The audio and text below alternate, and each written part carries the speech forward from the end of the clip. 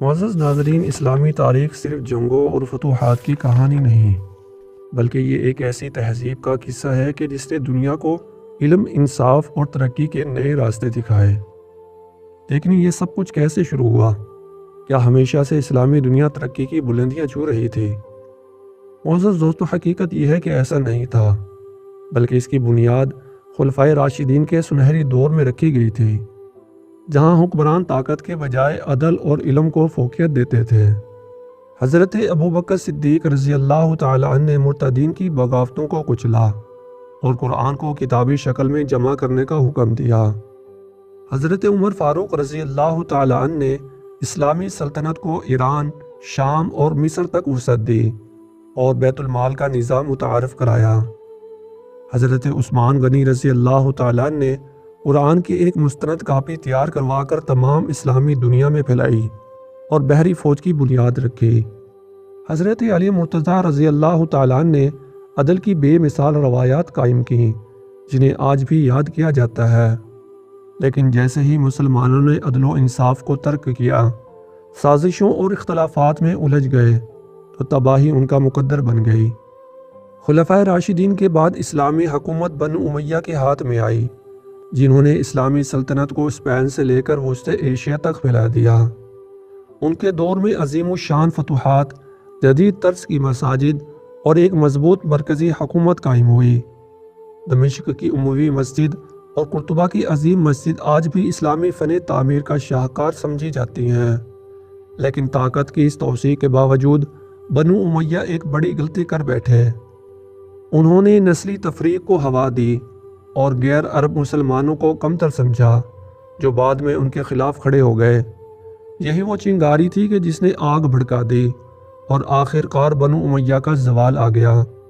لیکن اس زوال کا آغاز ایک شخص سے ہوا جس کا نام ابو مسلم خراسانی تھا۔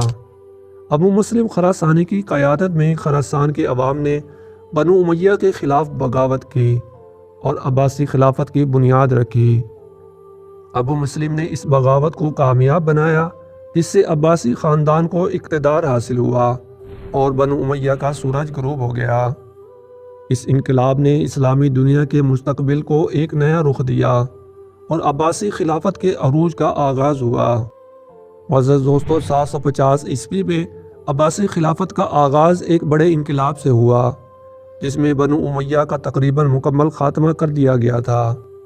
بغداد کو نہ صرف دارالحکومت بنایا گیا، بلکہ دنیا کے سب سے بڑے علمی مرکز میں تبدیل کر دیا گیا۔ عباسی خلیفہ ابو جعفر المنصور نے بغداد کو ایک جدید اور منظم شہر کے طور پر تعمیر کیا، جس میں حکومتی دفاتر، بڑی مساجد اور جدید بازار قائم کیے گئے۔ لیکن بغداد کی سب سے بڑی پہچان بیت الحکمت تھا، جہاں دنیا بھر کے علوم کا ترجمہ کیا گیا، تحقیق کی گئی اور سائنس و فلسفے کی بنیادیں رکھی گئیں۔ یہیں پر الخوارزمی نے الجبرا کی بنیاد رکھی، ابن سینا نے طب میں انقلاب برپا کیا اور فارابی نے فلسفے اور منطق پر شاہکار کتابیں لکھیں۔ اسی وجہ سے بغداد کو دنیا کا پہلا علمی شہر کہا جاتا ہے۔ معزز دوستو، عباسی خلافت بظاہر تو مضبوط لگ رہی تھی، لیکن اس کے اندر کمزوریاں پیدا ہو رہی تھیں۔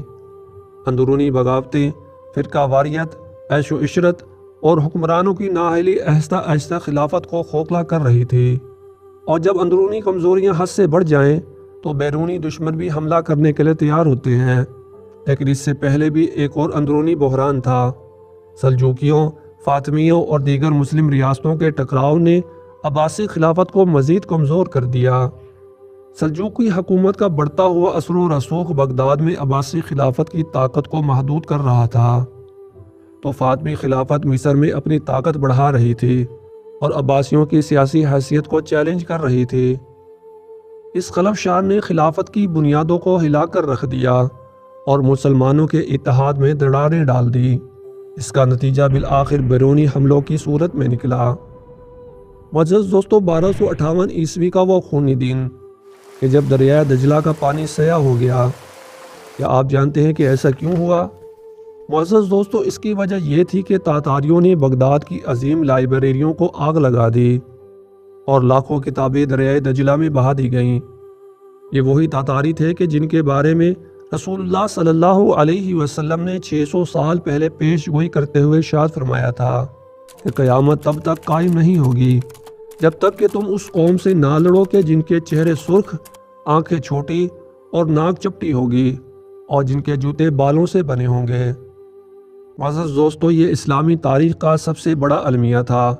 اس کے بعد اسلامی دنیا زوار پذیر ہونے لگی۔ لیکن اب آپ کو ایک اور دل دہلا دینے والی حقیقت بتانے جا رہے ہیں کہ جب تاتاریوں نے بغداد پر حملہ کیا تو وہ نہ صرف شہر کو تباہ کر رہے تھے بلکہ انسانیت کا بھی قتل عام کر رہے تھے۔ ہزاروں علماء، بچے اور عام لوگ تہہ دیکھ کر دیے گئے اور بغداد کی گلیاں خون سے رنگین کر دی گئیں۔ دریا میں اتنی کتابیں بہائی گئیں کہ کئی دنوں تک اس کا پانی سیاہ رہا۔ ان کتابوں میں وہ علم تھا کہ جس نے صدیوں تک دنیا کے فہم کو بڑھایا تھا، لیکن تاتاریوں کے حملے نے اس علم کا قتل کر دیا جس کی بازیابی ممکن نہ ہو سکی۔ یہ ایک ایسا المیہ تھا کہ جس کا نقصان صرف بغداد نہیں بلکہ ساری انسانیت نے اٹھایا۔ معزز دوستو، لیکن یہاں وقت نے ایک نیا موڑ لیا۔ تاتاریوں نے اسلامی دنیا کو تباہ ضرور کیا لیکن اسلام کی روح کو بجھا نہ سکے۔ کچھ ہی دہائیوں بعد وہی وحشی تاتاری حکمران اسلام کے سب سے بڑے محافظ بن گئے۔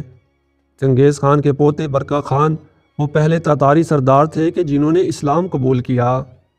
بغداد میں خازان خان اور دیگر تاتاری سرداروں نے بھی اسلام کو اپنا لیا۔ وہی قوم جو کل تک مسلمانوں کی دشمن تھی آج اسلام کا دفاع کر رہی تھی۔ 1099 عیسوی یروشلم کی گلیاں خون سے سرخ ہو گئیں۔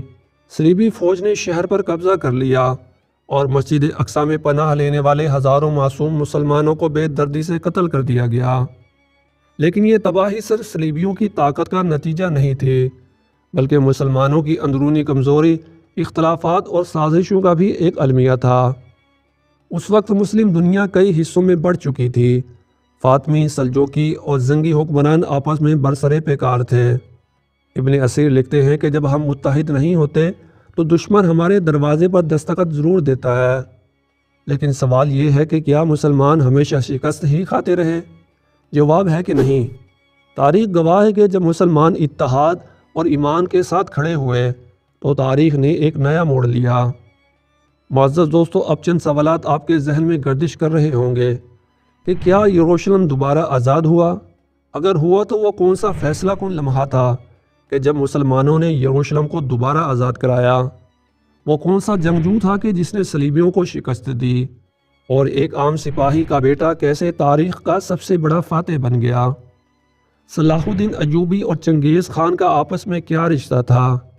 یہ سب جاننے کے لیے اگلی قسط کا انتظار کریں اور ہمارے یوٹیوب چینل بامقصد کہانیوں کو سبسکرائب کریں اور بیل آئیکن کو ضرور آن کریں تاکہ آپ کو اگلی قسط کی اطلاع بر وقت مل سکے۔ اگر آپ کو ہماری ویڈیو پسند آئی ہے تو ویڈیو کو لائک کرنا نہ بھولیں اور کمنٹ میں لکھیں کہ میں تاریخ سے سبق سیکھتا ہوں۔ اگلی ویڈیو تک کے لیے اجازت دیجیے، ملیں گے اگلی ویڈیو میں۔ اللہ حافظ۔ السلام علیکم ورحمۃ اللہ وبرکاتہ۔